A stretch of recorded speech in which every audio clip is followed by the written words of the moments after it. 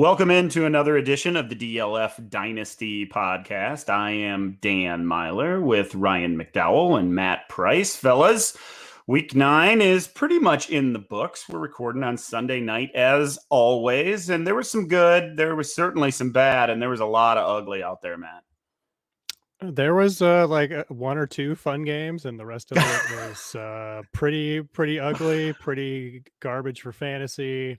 It was a tough day in my household.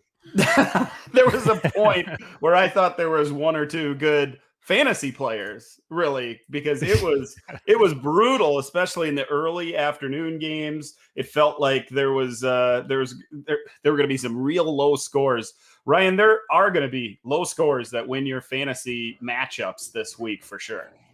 Oh, absolutely. The scores are low. We thought it was bad a couple weeks ago with all the teams on bye. I think this week is even worse. I do kind of feel bad though. You know, we've got now 9 weeks of football in the books pretty much, and it feels like every other week we come on here and complain about how bad the games are. We should be thankful that we have real NFL games, and even though they're sometimes hard to get through, you know, we should enjoy them.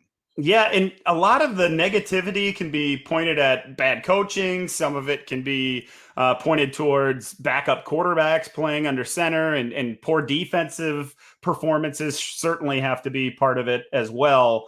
But overall, the product just is, and some of it maybe with matchups that just we've gotten a lot of poor matchups, games that we don't expect to be good, and then they kind of come through on that.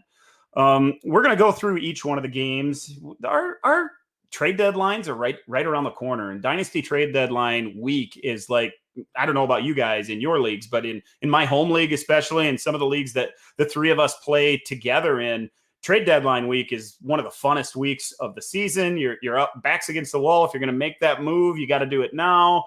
And you have to make the decision. Am I a contender? Am I a pretender? Or am I just rebuilding once again? So we're going to try to focus on some of the players that we're trading for and trading away on this episode. As always, we start on Thursday night.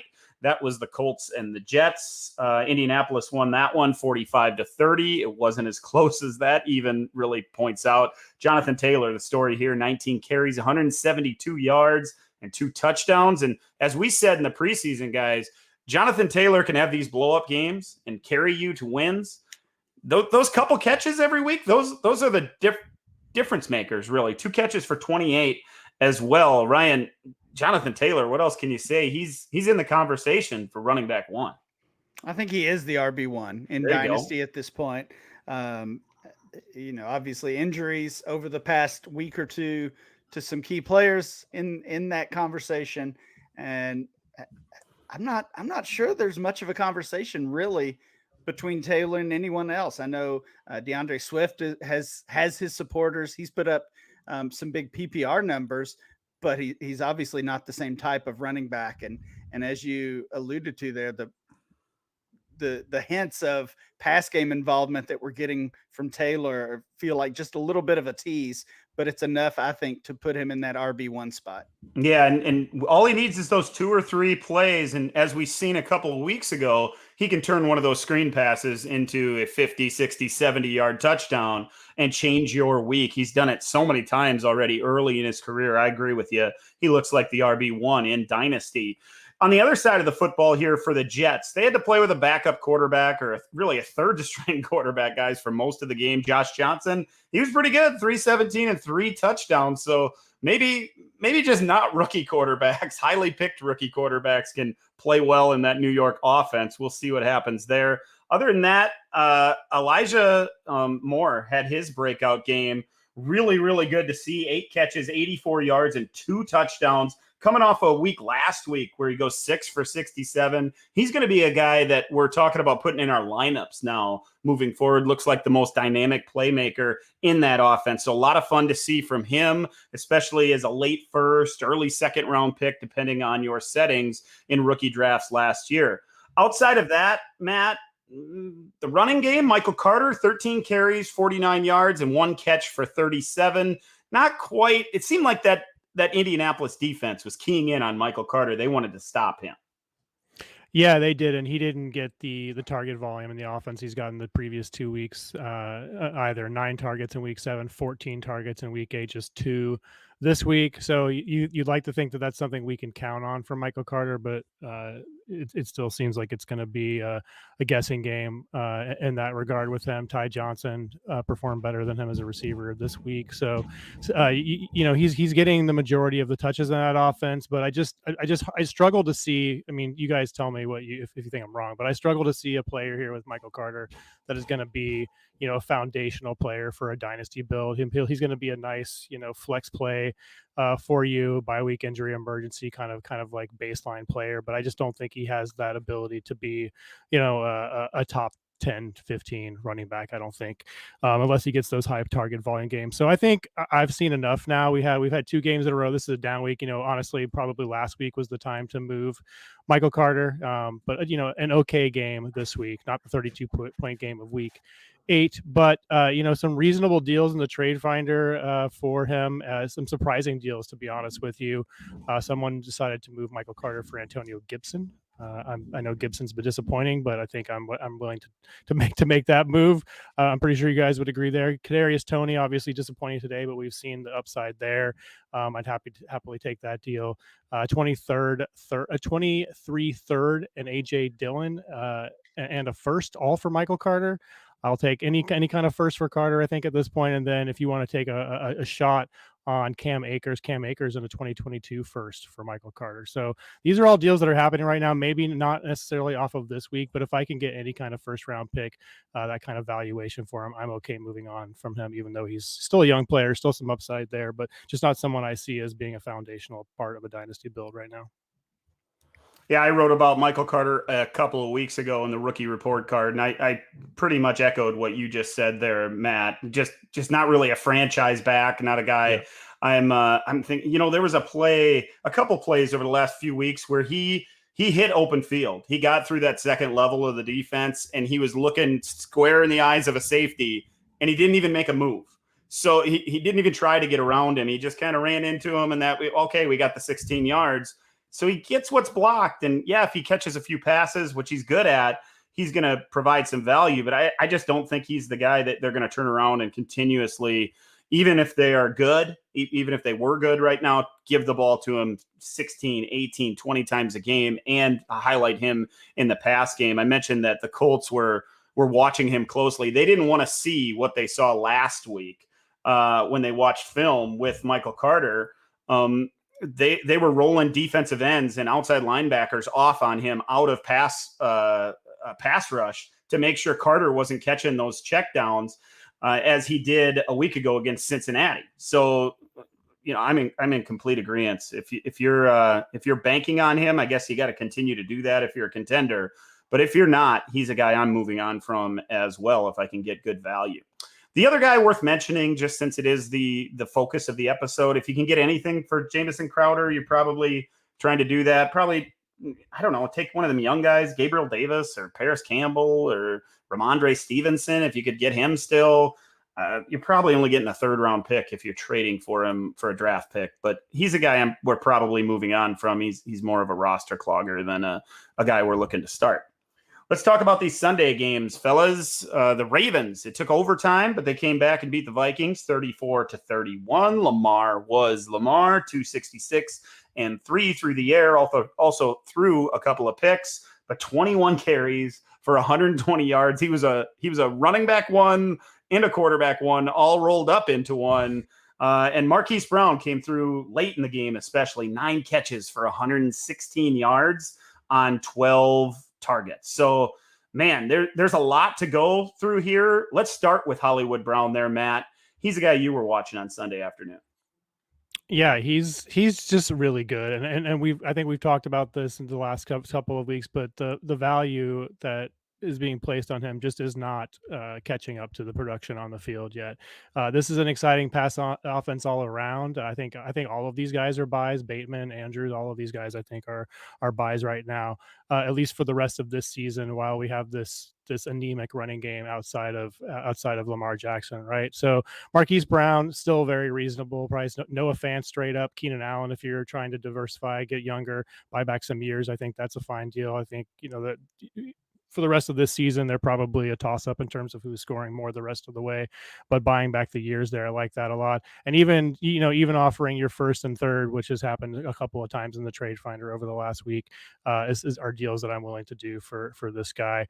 Bateman may eventually be the possession guy, and I guess he already is to some extent. But right now, it's pretty clear that Marquise Brown and Lamar Jackson have this mind meld thing going on. So I still want to buy him and the rest of the offense, but specifically Marquise Brown. The other thing worth talking about, fellas, here is on the other side of the football. It's in Minnesota, Ryan, and probably centers around Adam Thielen and his production, which comes heavily from touchdown production. Mm-hmm. His game on Sunday, just 2 catches for 6 yards, but caught that short touchdown on 7 targets. So he comes through for fantasy, I guess, scores you 7 or 8 points. What are your thoughts on Adam Thielen moving forward? If you're a contender, are you looking to add him, or how are you moving forward? I think he's the perfect player in Dynasty to really determine which way you're going. If you're contending, I absolutely think you should be buying him. You look at the numbers, it almost feels like he's having a down season. The type of game that he had on Sunday, you just described, just a couple catches, single-digit yards, had the touchdown. He's had a couple of those this year, but he's still just 2 targets behind Justin Jefferson, 1 catch behind Justin Jefferson, and he has 3 more touchdowns. So we talked about Thielen in the preseason, and he had those 14 touchdowns a year ago.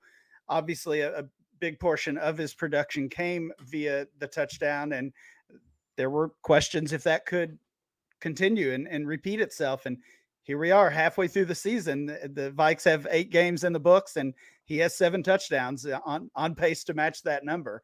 So I think the production that we're seeing from him, mixed with almost the feeling that he's been a disappointment because of a couple of these down games, make him the perfect buy in Dynasty if you are contending.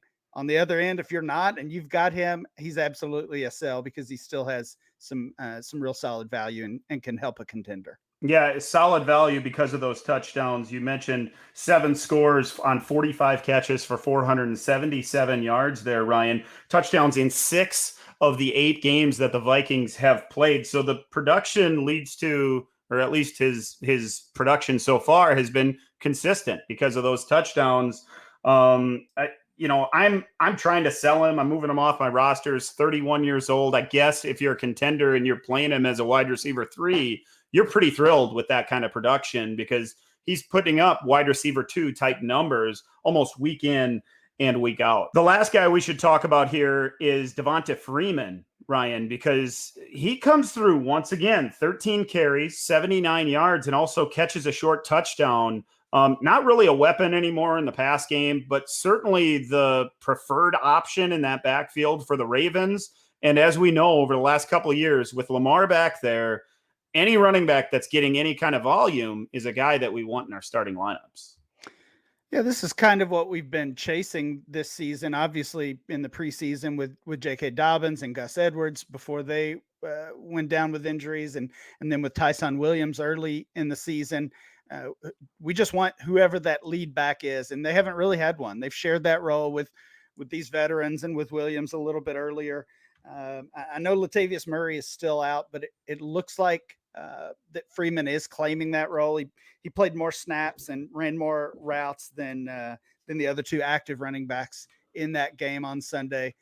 So, like I said, feels like he's claiming that role. He's obviously very cheap, maybe even still on waiver wires in shallow dynasty leagues, and that's kind of the way I play. If I'm a contender, I'm likely not buying Christian McCaffrey or the guys that are the most expensive. I'm looking for those cheap short-term options at running back, just because they they don't carry their value long term. So a guy like Freeman for me is a perfect buy at this point in the season. Yeah, and you're probably sending one of those guys you picked in the third round this past year for Devonta Freeman. Maybe you got Jarrett Patterson or somebody like that, and you can swing some kind of deal like that with a team that's out of the playoff run, and you can get a little bit of production for your RB3 type situation with Devonta Freeman. I don't mind that.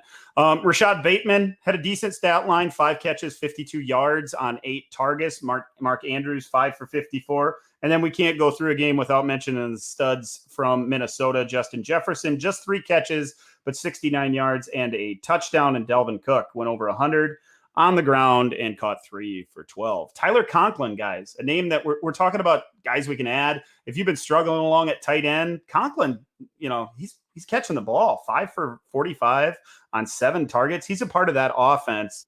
And all I see every time I see Conklin catch the ball is, man, what if Irv was healthy? What could he have done with that quick out? Made a big play on that. But there's always next year with Irv Smith Jr.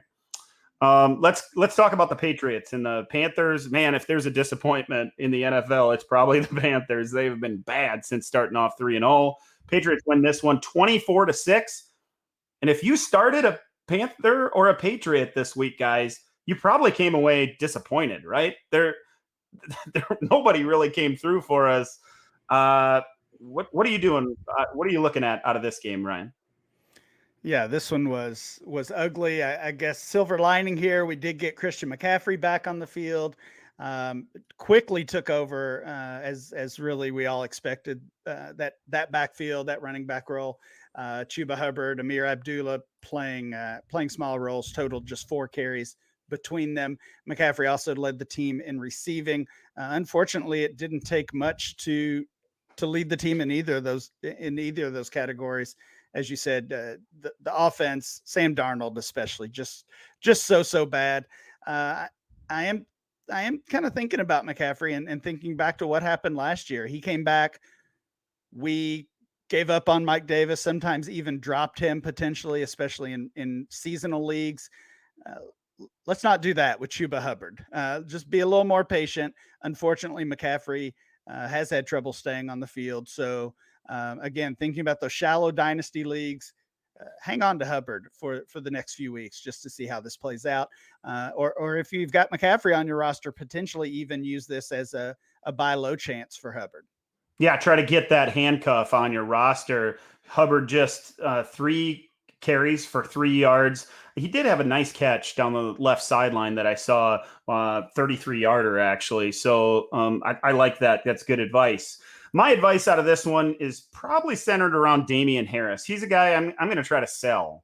And I know he didn't have a big stat line, just 30 yards on 15 carries. Had the rushing touchdown, however, and now has scores in 5 straight games, guys. 133 carries for 547 yards and 7 touchdowns. Just 11 catches for 63 yards on 13 targets, though, fellas. So 37% of his fantasy production is coming off of touchdowns. That's a pretty high percentage, of course. Just 15%, just under 15% with his receiving work, just not a target. And honestly, it feels like Ramondre Stevenson is just as impressive using the eye test. He looks just as good when you watch him carry the ball. He looks even better as a pass catcher for sure. Smooth as a pass catcher, which is kind of surprising. And even Brandon Bolden, who's a special teamer, is taking away work. Not just as that pass catcher either. He's getting a few carries between the tackles, stuff that you expect Harris to get. I think even if I'm a contender, I'm going to try to sell Harris and get something different on my roster. I certainly don't want Damian Harris on my roster through this coming off season. That seems like a trap. Guys behind him in ADP, Michael Carter and Elijah Mitchell are some young running backs. I don't know. Can you get a first round pick for Damian Harris, Ryan? No. Do you think that's doable? No Probably way. not. You're looking at a second and a third, maybe a couple of seconds. I did see him in the trade finder for a first a couple times, saw him for a couple of seconds another time. I think that's on the high end, most likely. I mean, I think I would almost pivot to, if I'm contending, as you suggested, I would almost try to pivot to a guy like Cordarrelle Patterson, who we look at as having no none or very little long-term value. Still as great as he has been, still feels like that's not going to continue beyond this season. That's a debate for the offseason, I guess. But that's probably a trade you can pull off, that somebody will look at Harris and think that he's the starter for the next couple of years. And if they're out of it this year, flipping Patterson for Harris, I think that would be a big win to get CP there. Matt, if you're in a super flex league, can you get anything at all for Sam Darnold? Man, I don't think so. But if I can get even a second round pick, I'm taking that. Any second round pick. Maybe this week we had a ton of quarterbacks that were all of a sudden missed a bunch of time. So maybe you find a team that's starting a Trevor Siemian or something like that, or is going to have an issue in the coming weeks when buys hit. I think that's where you might be able to get rid of Darnold. But yeah, there's not a whole lot in the trade finder. Adding a first to Darnold to get Rodgers or Stafford was both in there. I think that is a slam dunk. Add a second too. If you that ship has sailed. Yeah. Dawson Knox straight up. That sounds gross on paper, but you're gonna get a productive tight end out of it. I just don't think that we're going to see Darnold starting after this season. And if PJ Walker wasn't so bad, maybe he wouldn't even last the season. That play, I don't know if you guys saw it, that short, like he attempted a short pass on the run to Ian Thomas and it ended up in the 88-yard pick six. That was one of the worst throws I've ever seen in my life. That was Jordan Love bad. I know we're going to get there, but that's how bad it was. So I don't know, literally anything you can get for Sam Darnold, I would take it right now. Yeah, I think I'm pivoting positions. I'm trying to I don't even have to get a quarterback back. I don't even need a draft pick. I liked your idea with Dawson Knox. Those kind of moves are the kind, because there's 2 or 3, maybe 4 or 5 guys in every league in a super flex league where they think a starting quarterback is automatically worth something. I will add them if I get the chance. You just take what you can get at this point, because it does not look good for Sam in Carolina. The Browns embarrassed the Bengals 41-16. Baker Mayfield threw a couple touchdowns, but it was all about Nick Chubb, 14 carries, 137 yards, and 2 touchdowns. Added the 2 catches for 26 more, and really looked good doing it. Ryan, you were watching this one. I know Donovan Peoples-Jones caught a long one. That looked good. What are we doing with these receivers that are currently on the Cleveland roster? Yeah, of course, a little bit of a crazy week for the Browns. I still think even with the departure of Odell Beckham Jr., I think Peoples-Jones is being undervalued. I picked him up this morning, Sunday morning, in one league. Wow, I was in a 30-man roster. Yep. I was going to say I think he may still be on the waiver wire in some leagues. Again, we talk about shallow leagues versus some of the leagues we're in. But yeah, he's out there for sure in some of them. I think he's going to be the go-to guy for the rest of this season. We've seen some disappointing stat lines from Jarvis Landry, including in this game on Sunday. I'm not even sure how much that's saying that he could be the leading guy for Cleveland. I'm not going to invest too much into him, but again, if he's cheap, I'm going for it. And, later this week, maybe by the time you're listening to this show, Odell Beckham Jr. will be on a new team, and that news and that hype and potentially if he lands with an upgrade at quarterback or a team that's a playoff contender, I think that's going to increase his dynasty value. And if I've got him on my team, I'm taking that chance to sell him. Yeah, I'd be doing a lot of the same things. Hopefully there's somebody that still believes in OBJ. I'm just not one of them. You mentioned Jarvis Landry and his disappointing day, just 3 catches for 11 yards on 5 targets. Maybe you can get a second for him if you're selling and you're out of things. Probably not. You're probably looking at some young players. If you could get one of them young tight ends, maybe Pat Freiermuth or Cole Kmet or a young receiver like Van Jefferson or something like that. Those are the types of deals you're gonna find for Jarvis Landry. I'm not sure if you can count on him even moving forward as the number one. He's been so disappointing, and that is a running team. They wanted to run the football all game long against the Bengals, and they did that. They were not looking to get those outside threats the ball for sure with Baker under center. For the Bengals here, Burrow was disappointing, 282, no touchdowns, threw a couple picks. Mixon scored a couple times. I guess that was good. T. Higgins 6 for 78 and almost caught a touchdown. Jamar Chase, worst game ever, guys. Yeah, once again, we had another one. We lowered the bar. 6 catches, 49 yards on 13 targets, and dropped another touchdown. Right through his hands. This is your fault, Dan. Cue the drop committee just going after Jamar Chase once again, just like the preseason. The Broncos, speaking of embarrassing, the Broncos embarrassed the Cowboys. This was brutal. I do the 2TV thing. You know, you watch the red zone on one TV, you pick a game on the other one, and it was Broncos Cowboys. I like, let's see this Cowboys offense. And man, you couldn't even watch it. 30-16, the Broncos jumped out, had a huge lead. Javonte Williams had that mini breakout, 17 for 111 on the ground, but didn't get a target. And Melvin Gordon, he was still involved, 21 carries for 80 yards. Maybe if you're a contender, Ryan, you might kick the tires on Melvin Gordon and try to get some RB2 type production out of him, because he's still toting the rock. Yeah, he is. And I think this is going to be a great week to do that, because Javonte Williams did have the 100-yard rushing game. But Gordon still saw more carries than Williams, saw more targets than Williams. In fact, Williams didn't get a single target, played more snaps than Williams, and ran more routes than the rookie Javonte Williams. So I think this is the week to go after Gordon. I already explained kind of my general strategy of targeting those cheap plays to get you through the end of the season. It's basically the same idea as the Devontae Freeman idea, except Gordon's probably a little more expensive than that.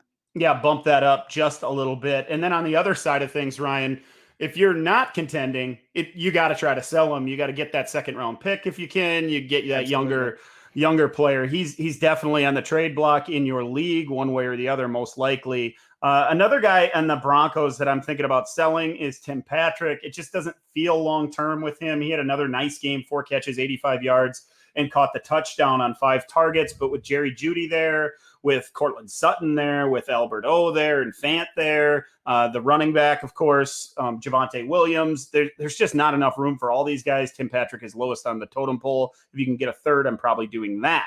What about Cortland Sutton, though, Ryan? Because, man, I talk about disappointments. They score 30 points. He has 1 catch for 9 yards on 2 targets. What are we doing with him? Yeah, the 1 catch is disappointing. The 2 targets is an even larger problem. You know, if he had some tough coverage from the defense, if he had a couple drops that were even his fault, that would be one thing. But only 2 opportunities is a concern. I really thought it might go a different way, because he had been playing so well with Jeudy out of the lineup, and now here we are 2 weeks back into Judy's return, and he doesn't look like the alpha already. I do think his value has been trending up. We've seen that in ADP and some of the recent trades in the DLF trade finder. We all know about the quarterback concerns. I'm not confident they can fix that for next year either. All of those things, you know, kind of combined, I'm just ready to move off of Sutton. What's the magic price that you're willing to trade Sutton for? If you're getting a draft pick, what are you looking for? Oh, I think you can get a first for him. Sure. Most likely a late first, of course. Probably not taking the package of later picks, though, the multiple seconds. No. Or would you consider something like that? No, I would want a first at least, and maybe even a player and a first. Yeah. Yeah. Okay. He did get the Trayvon Diggs treatment for at least part of this game, from what I saw. And Diggs can shut guys down. It wasn't everything. He wasn't following him, however, and got a couple opportunities, just didn't get open. Let's move on to another embarrassment. That was the Bills. They lost to the Jaguars. It was in Jacksonville and all the stuff, but 9-6. Holy cow! It was almost unwatchable. There was a huge highlight out of this one. It's Dan Arnold, 4 catches, 60 yards, 7 targets.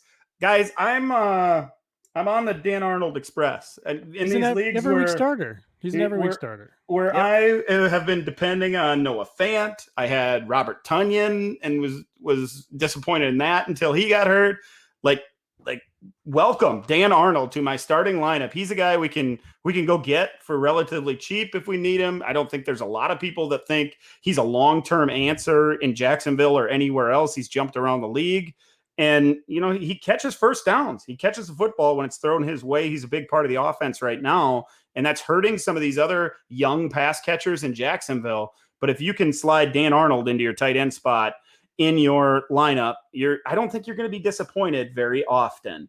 What about in Buffalo, though? Because talk about disappointing. Josh Allen, 264 yards, 2 picks, no touchdowns. I guess he ran for 50 yards, but that's not good enough. And Stephon Diggs has been just continuously disappointing, Ryan. 6 catches, 85 yards. That sounds fine, but that's like a highlight game for Stephon Diggs lately. 8 targets. What are we doing with Diggs? Well, we should be moving him. And this was honestly, this was one of those things that we should have seen coming pretty easily. Gained value and enjoyed his best season ever last year. And that first year with the Bills. That's what did it, Ryan. It was the first year there. We all thought that he was unlocked because he got Josh Allen and got that Bills offense. And we were wrong. Well, I mean, when you think about the age, you don't see a 26, 27-year-old wide receiver gain value, move into the first round of ADP for the first time. That's what Stephon Diggs did over the last calendar year. And if you weren't pivoting from him to a younger wide receiver, or even one of these with a longer track record, Adams or Tyreek or someone like that, it's certainly too late to do that, but it's not too late to get some nice value from him. Diggs only has 1 game as a top 15 wide receiver this year. Of course, they brought in Emmanuel Sanders, who's playing a role. They brought in, they've got Dawson Knox playing a larger role. He'll be back soon. So I think what we've seen from Diggs as basically a solid wide receiver 2 in fantasy is what we should expect moving forward. And, flipping him for, again, it depends on the situation you're in, contending or building, but flipping him for multiple first round picks, I think that's still an option, or just moving down in the wide receiver ranks. Yeah, I like those ideas. I'm one of those guys that was big on Stephon Diggs when he was coming into the league. He kind of rose to his highest point with the Vikings, and I sold out. Then I ended up buying again late in his Vikings career, and I didn't sell out this time and with my few shares, and I regret it because I was thinking about those kind of things. It just doesn't happen that late in his career, or in any receiver's career, really. Let's jump over to the Dolphins and the Texans. Miami wins this one 17-9. Once again, it's a Jalen Waddle week. 8 catches, 83 yards, 10 targets. Man, I love what Jalen Waddle does on the field. I wish they'd unlock that deep threat potential. Playing with a backup quarterback, though, of course, Mike Gesicki, 4 catches for 54 yards. And then, Matt, Myles Gaskin, 20 carries, just 34 yards, but scores a touchdown and catches 6 balls. So the stat line looks real nice for fantasy. Maybe that's an opportunity to get out from underneath him. Yeah, this is the most work he's gotten this season. 20 carries, 6 targets, most combined usage of the season. He did have a big target share game a couple of weeks ago, but this is kind of the upside for him. This is a game where you're playing a team that is terrible against the run, a team that you probably should have beat by a lot. I know Tua was out, so that didn't help the offense that much, but not super efficient with those 20 carries. And yeah, a bye week next week. Malcolm Brown is eligible to return after that, and they get the Ravens. So I think you're heading into a stretch here where Gaskin is not going to be usable for you. So you might as well go ahead and get what you can from him. A second in the trade finder happened numerous times, so that's probably the price. I think I would probably try to add a second to Gaskin and see if I can get up to a first.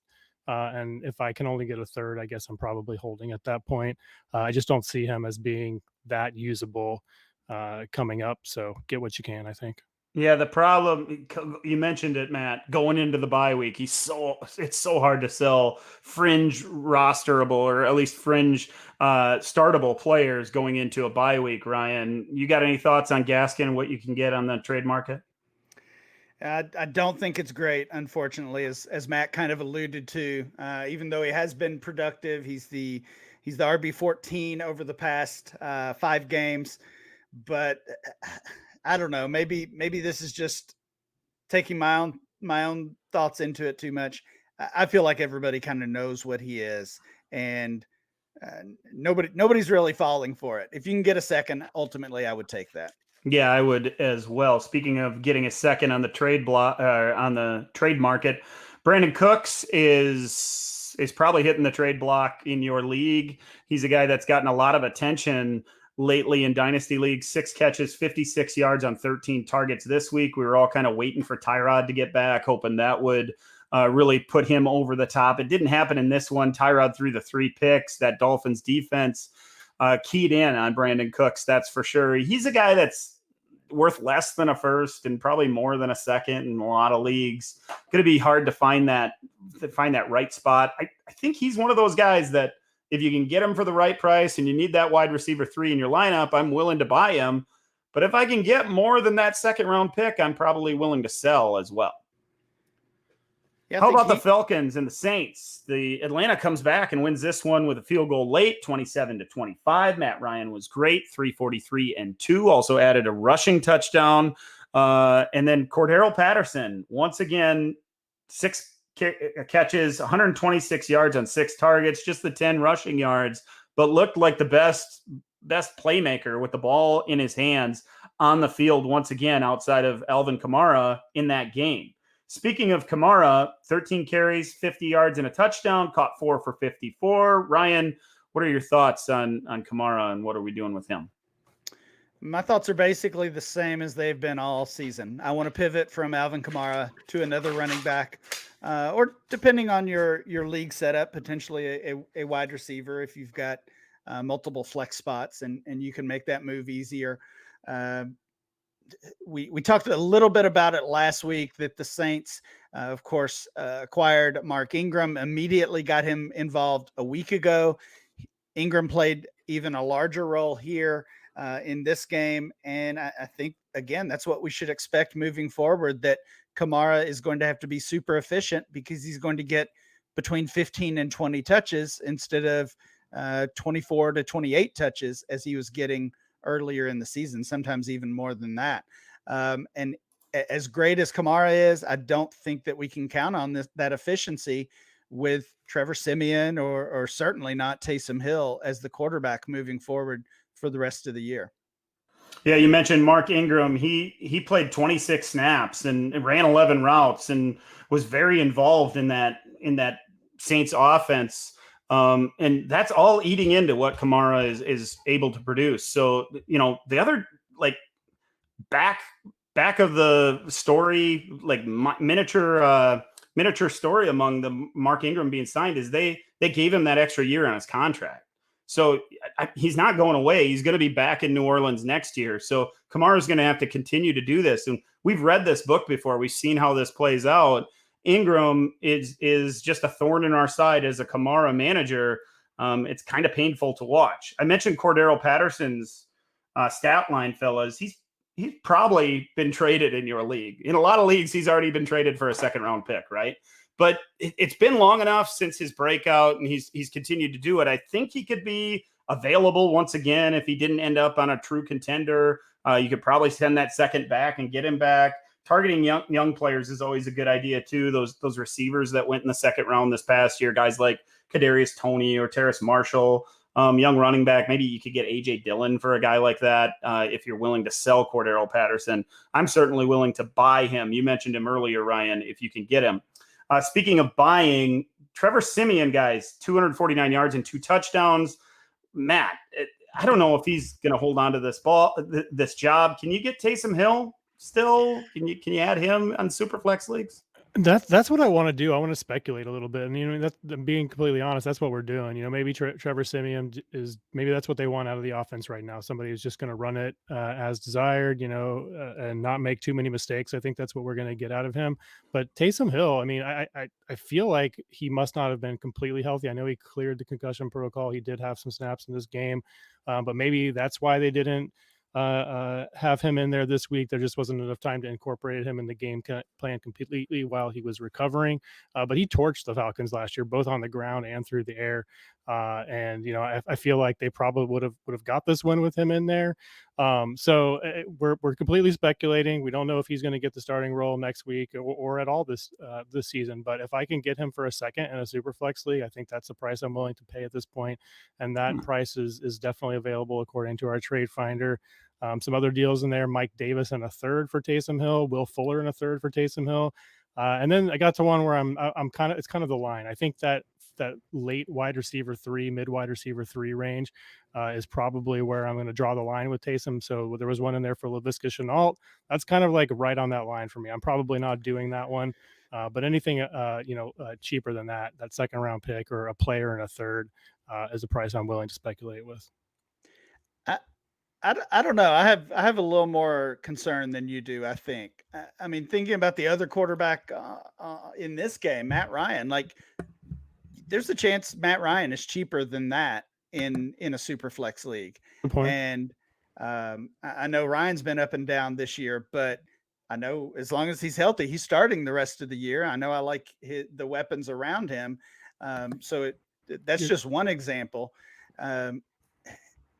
They brought Taysom Hill into this game. He took multiple snaps. He threw 2 passes as a quarterback. He had 1 rush.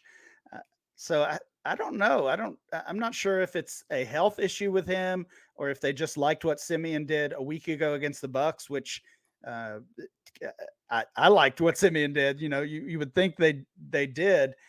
And Simeon did not lose this game. There were so many dropped passes by the Saints offense in the first half. They finally got it going in the second half, and he led that huge comeback to get back in the game. And then, honestly, the defense blew it at the end.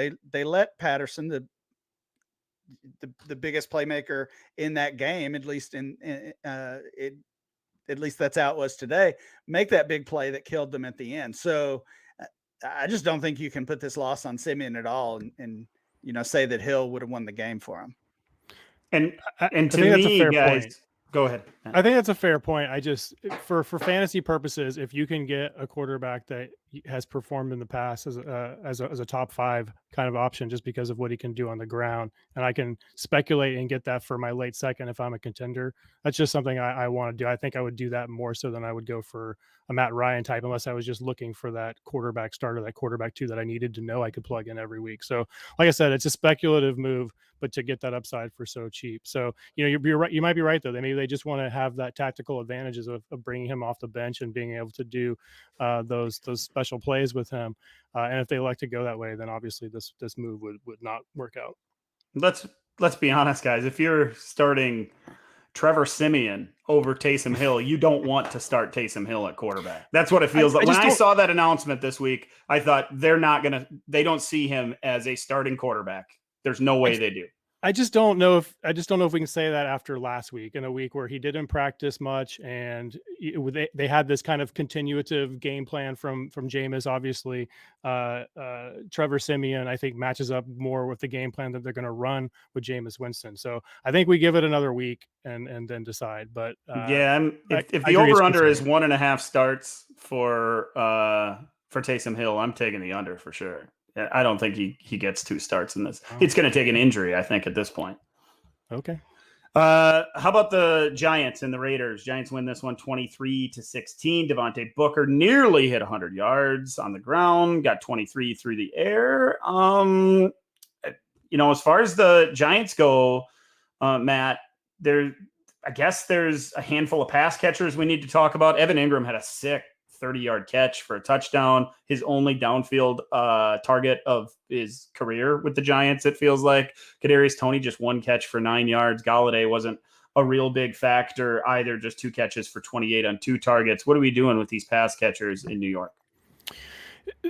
I think there's an opportunity to buy low on both Toney and Galladay. Galladay, I can't imagine his value can go too much lower at this point. I don't think you'd sell him because the offer is going to be so low, right? I mean, that's a fair point. Antonio Brown. I mean, if you're a contender, you prefer Antonio Brown, but if not, maybe you prefer Galloway. That's in the trade. I can see that happening. Marquez Callaway and Blake Jarwin. I mean, Okay, give me Galladay there. Freeman and Jared Cook. I mean, these are Devontae Parker. I'm just saying, I think that these two receivers, say what you want about the quarterback, the coach, the offensive system, whatever it is right now. I think that in 2022, these two are the players that are going to be the starters there. And Tony's had a couple of down weeks after his big splash game, so I think people are a little bit more concerned with him now. The focus of this show was buy and sell for right, Dan. So I'm digging here. I don't really want any of the Giants, but if I have to buy some, I'm looking at those receivers. Yeah, I want Tony. I'm gonna go try to get Tony. Ryan, what are we doing with Evan Ingram? Because that catch was nice, looked great, but that's like the career highlight for Evan Ingram so far in New York. Yeah, I think this is 2 weeks in a row with a touchdown for Evan Ingram. I believe that's the case. And if that's enough that you can sell him, do it. I guess so. He's going to be a free agent, though. Are you willing to wait and see where he signs and if he gets the next chance, a better quarterback, better situation, a play caller that'll let him run something other than a 2-yard out? The annual Packers. I don't know. I mean, maybe the Packers were reportedly interested in Ingram at the deadline last week, and obviously nothing got done there. That would have been fun to see. Yeah, I mean, there's definitely a lot of teams I would rather see Ingram with, but if I can get a second rounder for him, then I'm doing that. Yeah. Otherwise, honestly, kind of a similar situation to Galladay. The price has probably gotten low enough that you'd better just hold and see what happens. Darren Waller caught 7 for 92. Derek Carr threw a touchdown. Jacobs was good, 76 on the ground, 19 on 4 catches in the air. Is there any takeaways on the Las Vegas side of things, Ryan? Again, I'm kind of interested in Kenyon Drake with that theme of cheap running backs. He's getting some work in the PPR game. Jacobs was solid in this game, Josh Jacobs, but of course has had trouble staying on the field. Drake totaled 100 yards today and had 6 catches. So yeah, just another cheap PPR back for the rest of the season. The DLF Dynasty podcast is sponsored by Monkey Knife Fight, daily fantasy sports for the rest of us. Even if you've played DFS in the past, your experience with Monkey Knife Fight will feel completely different. No more competing against professional players or working through time-consuming salary caps.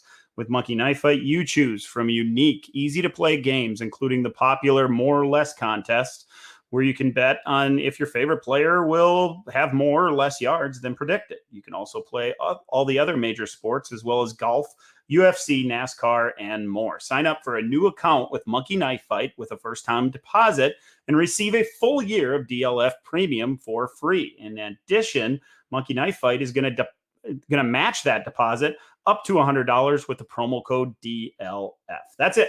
That's all you have to do. Your DLF subscription will be set up within 36 hours, and you'll have access to everything Dynasty League Football has to offer. So go log on to dynastyleaguefootball.com, click the image for Monkey Knife Fight, and follow the instructions to get started today. 3 more games to get through. We got to do this quickly, fellas. Chargers and Eagles. Los Angeles kicks a late field goal, wins 27-24. Justin Herbert had a rushing touchdown, 2 more through the air, 356 yards. He was great. Austin Eckler, Ryan, not quite so much. 17 carries, 59 yards. So he shut down there. And then just 3 catches, for 23 yards. So what are we doing with Eckler? I'm trying to buy him. Down game. Yeah. When I've talked earlier about pivoting off guys like Alvin Kamara, this is who I have in mind.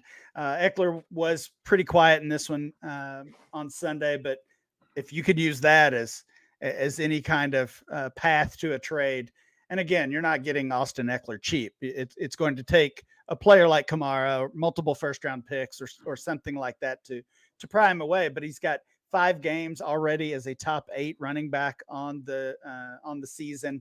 And just that guy you plug into your lineup every single week and get production from. Yeah, it's one of those offers where you're going to probably offer the late first for next year, offer the player he's maybe replacing in your starting lineup. That guy is a young guy. Try to do a deal like that. I like that. Trying to get Austin Eckler, pry him away. Jalen Hurts, for the second straight game, it feels like he was muffled down by that Philadelphia coaching staff, 11 for 17, 162 yards, had a touchdown passing, ran 10 times for 62. So he's pretty good for fantasy. I'm still telling you guys, I'm selling. Superflex, one quarterback. I'm getting out on the Jalen Hurts Express. Anything else from this game, Matt? Dallas Goedert caught 3 balls for 43 yards on 6 targets. Yeah, I think he's clearly the number 2 option there. Rager's not really working out. Quez Watkins is fun, but I think Goddard, now that Zach Ertz has moved on, has established himself as the number 2 receiving option there, and we know what we like when we see a top 2 receiving option at tight end on a team.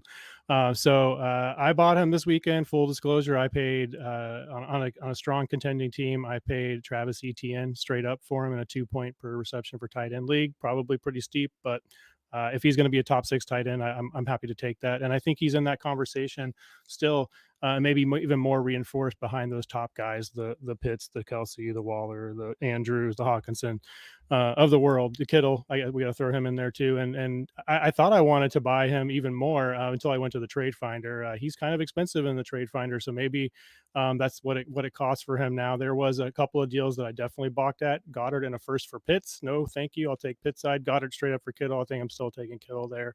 But a first got him pretty regularly. He's kind of on the line of that. I'm not sure if you guys will pay a first for Goddard. I think I probably wouldn't. I'd rather pay 2 seconds or add a player to a second to get him something like that. So while I bought him and I would like to buy him, take notes of what's happening in your league of that value. It might be too late on that one. Devontae Smith had a big game, 5 catches, 116 yards, and a touchdown on 6 targets. Imagine if he had a quarterback, what he could do.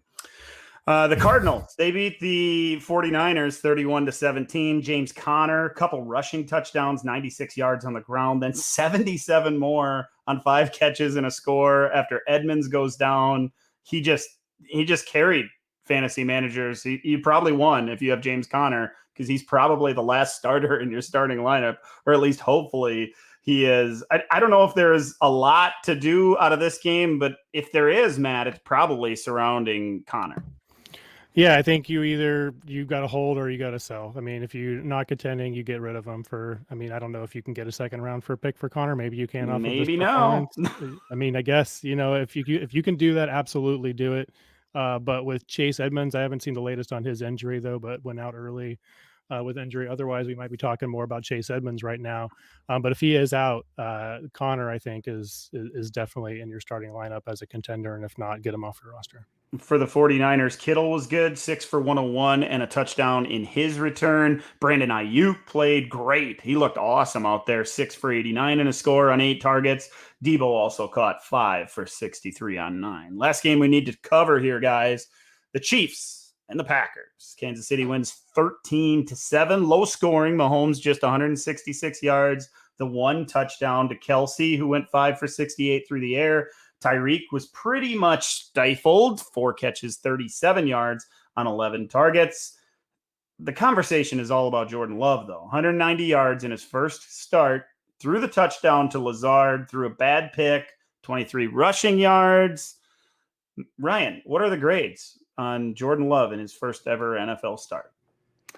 It's not very good. It's not good at all. I think there were a lot of dynasty managers, fantasy managers, Packers fans who were already worried about Jordan Love, who have heard the stories, the narrative for over a year now that he was overdrafted, that that the Packers didn't need a quarterback at that point. There's so much it feels like going against him, and this is also a player that at least in one storyline is the leader of the team in 2022. And I know this is just one game. I know it's against one of the better offenses in the league, although it hasn't looked like it lately. I know it's a tough place to play in Arrowhead. None of that matters. He looked horrible. I don't think you can be confident in Jordan Love being your starter. Certainly not a fantasy starter, but not an NFL starter moving forward. And I think, to see the game last week where the Packers were playing the hottest team in the league, down multiple offensive weapons, including Devontae Adams, and then Aaron Rodgers basically willed them to win. And then this was the opposite. Everybody's healthy. Everybody's back. Adams is there, MVS and the running backs, and it's Rodgers that's out. And to see how bad they looked against one of the league's worst defenses and one of the league's, honestly, the team that's really struggling over the past few weeks. I mean, it just tells you how important Aaron Rodgers is. I think now's a great time to buy Aaron Rodgers in Dynasty. This guy has gotten so much hate, and we're not getting into all of that part of it, but so much hate for Aaron Rodgers this past week. And it may sound silly. I think that's impacted his dynasty value. So if you can acquire him, if there's somebody who's frustrated that he lied to the media, if there's somebody who's frustrated that he is not vaccinated, if there's somebody who's worried about a suspension, and you can buy low on Aaron Rodgers, you absolutely should be doing that. I love that. That's a nice transition to an Aaron Rodgers conversation that's probably for another day. There's the expression, Matt, is the glass half full or is it half empty? And we could probably apply that to Jordan Love, but we'd have to do it. Is it a quarter full or is it three quarters empty? Because, even if you look at that game through rose-colored or green and yellow-colored glasses as a Packer fan, the only good takeaway with Jordan Love was a couple of good throws in the fourth quarter that he made on that drive to score, even the one before that. Outside of that, he looked relatively lost. I'd argue even those were Adams. He made that little wing pass to Cobb on the sideline that was basically a lateral. I don't know. I feel like we have the same issues with him as we thought, as we saw coming out. Poor decision making, inaccurate throws that cost him at the very end of the game there. There was one pass where I think it was designed to go 4 yards, but it went 30 yards up straight in the air instead because he threw it off of his back foot falling with pressure on him. So I don't know. I think if we are counting as Packer fans, or as dynasty managers, if we're counting on Jordan Love for really anything, I think we're going to be disappointed. Remember, he could not beat out, was it Tim Boyle last year, Dan, for the quarterback 2 job? Maybe they need to see what he has. That's why he's on the field. But he is not the answer in my opinion, at least not yet. Yeah. And you go back, 15 years or whatever it was, Aaron Rodgers got his shot in a similar kind of situation, except Favre went down mid-game or early in the game in Dallas, and Rodgers comes on the field and looked pretty good that day in relief. This was Jordan Love's opportunity to do the same. He did not take advantage of it.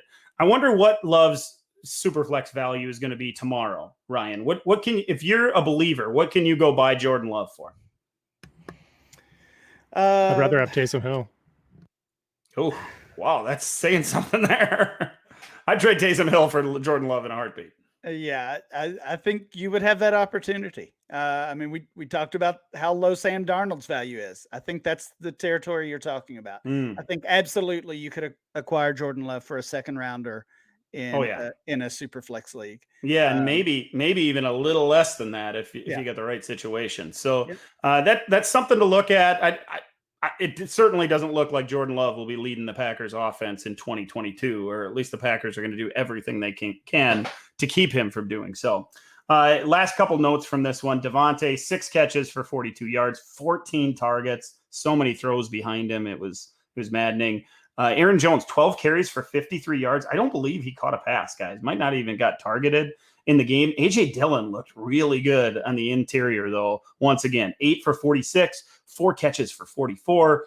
Man, if that guy could get a bunch of carries consistently, he would be a guy that we were very excited about in Dynasty moving forward. But we'll hold on that conversation for later. So that's going to do it for this episode of the DLF Dynasty podcast. For Ryan and Matt, I'm Dan. Thanks for listening. We'll catch you again next week.